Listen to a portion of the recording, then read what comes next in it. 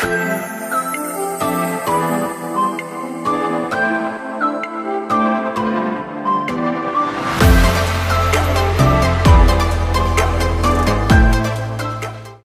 bali ito po, bagong property po na ating binebenta.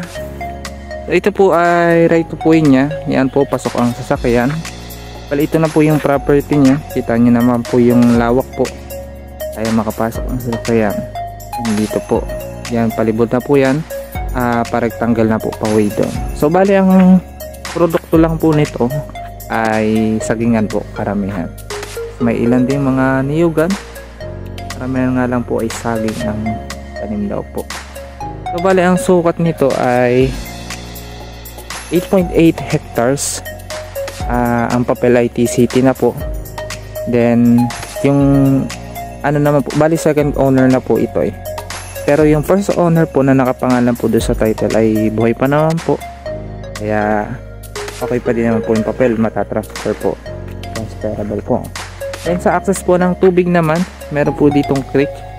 So sa gilid yan, so may creek. Then may kuryente naman po. Yan po, may kuryente po linya. Ayan po, may mga bahayan nga din po. So dito yung source ng tubig niya. Ito po sa inyo.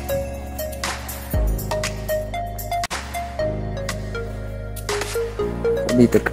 Ate, nakibasan to? Itong creek na ito. Okay. Sige. Bali, ano ate, yung pataas naman po doon o flatland ito? Pero mga ilang flatland? Mga slope lang. Slope lang. Okay Hindi po. po masyadong. So, Sir, sa naman kabila, yung pagpunta natin, may kita taas. mo yung ano doon. Yung medyo tumaas lang. May tubigan naman po, kaya lang hindi po active yung sunburst natin. Okay. So hindi naman siya bundok. Siguro possible nasa 80% dito na flatland. Then slightly slope yung 20%. Napataas naman. Hindi naman siya yung pabundok. So yun daw po yung kanyang details. Then may mga hardwood. So full din naman po yung kanyang property. Okay naman ang ulan. Palipadan na natin ito ng drone para makita natin yung area doon sa likodan.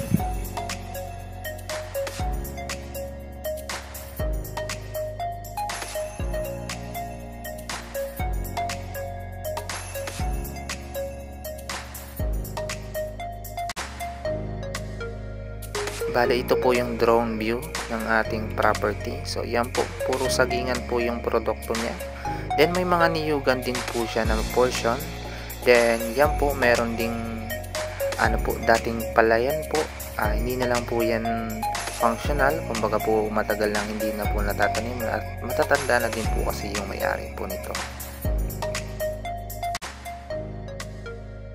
Bale, ito po yung sample ng lot land po. Yan po yung magiging basis ng sukat ng property.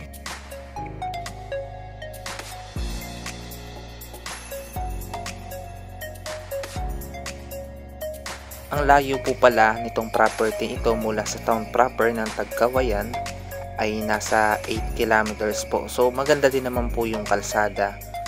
Pasok naman po ang sasakyan sa property.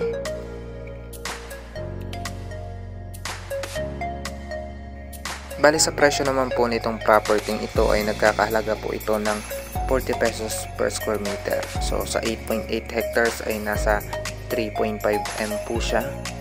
Mahigit. So yun lang po ang presyo niya.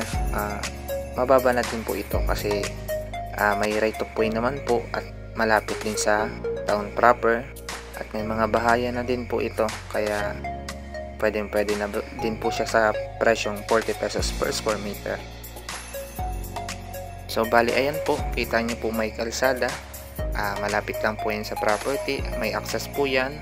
At the same time, safe naman yung place at may mga bahay na din po, may mga kalapit bahay na din po. Kumbaga po hindi naman po isolated yung lugar, kaya po ay goods na goods po siya sa mga nagpaplanong magkaroon ng farm.